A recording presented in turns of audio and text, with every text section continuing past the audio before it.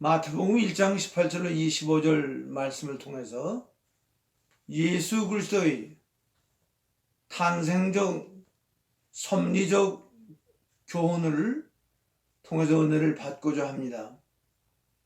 예수님이 하나님의 아들로서 사람의 몸을 입고 이 땅에 오셔서 구속을 이루셔야 하는데, 보통 사람들은 결혼이라는 방법을 통해서 부정모율로 탄생을 하지만, 예수님도 그런 식으로 탄생을 하시면 아담의 원죄가 유전이 되기 때문에 죄인은 죄인들을 구원할 수 없기 때문에 그렇게 오실 수가 없어서 예수님은 전무후무하게 성령으로 잉태를 하셔야만 했습니다.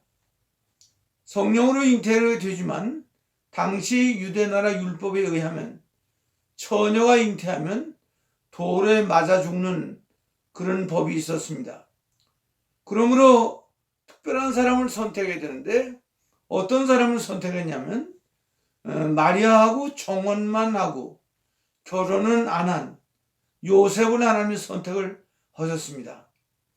약혼을 했는데 어느 날 요셉이 자기 아내 될 사람 마리아가 잉태됐다는 청천벽력과 같은 소식을 듣게 됐습니다. 보통 사람은 정신을 못 차리고 혈기를 부리고 문제를 다 틀어지게 할 수밖에 없는 사정이지만, 요셉은 오늘 본문 19절에 보면은 요셉은 의로운 사람이라 저를 드러내지 아니하고 가만히 끊고자 하여 이 일을 생각을 했다고 말씀을 했습니다. 요셉은 다른 사람입니다. 아내를 될 마리아를 이해하고 무슨 사정이 있었을까? 왜 그랬을까?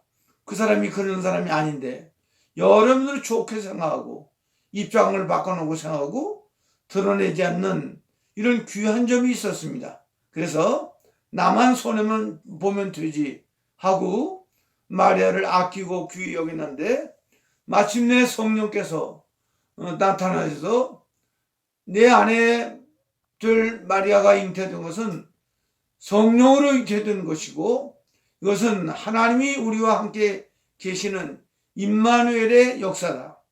그러므로 아내 데려오기를 이렇게 부담스럽게 생각지 말라고 해서 아내를 데려오게 됐고, 예수라는 이름으로 또 짓는 장명을 통해 순종을 했고, 마침내 아내를 데려오게 됐는데요.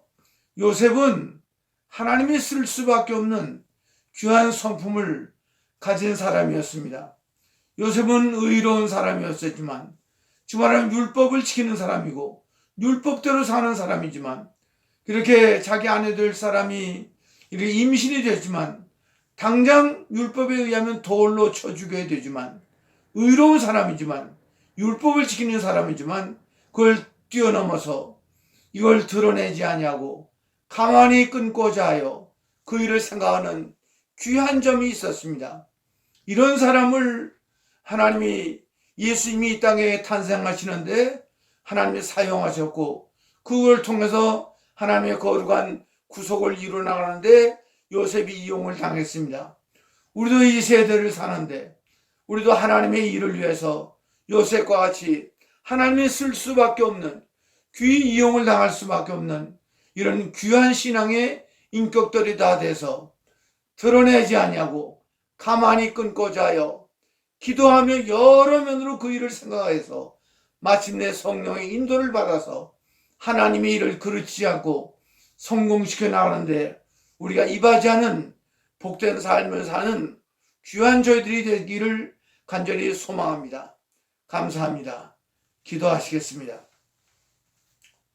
우리를 이 땅에 두신 하나님, 우리도 예수님이 탄생할 때 요셉이 귀히 쓰임을 받은 것처럼 하나님이 온 천하를 지금도 두루 살피시고 하나님 마음에 합한 사람을 찾으시는 하나님, 우리도 요셉과 같이 하나님이 쓸 수밖에 없는 귀한 신앙의 인격들이 다 돼서 하나님의 마음을 시원하게 하고 하나님의 뜻을 이루어드리는 거룩한 저희들이 되도록 인도해 주시옵소서.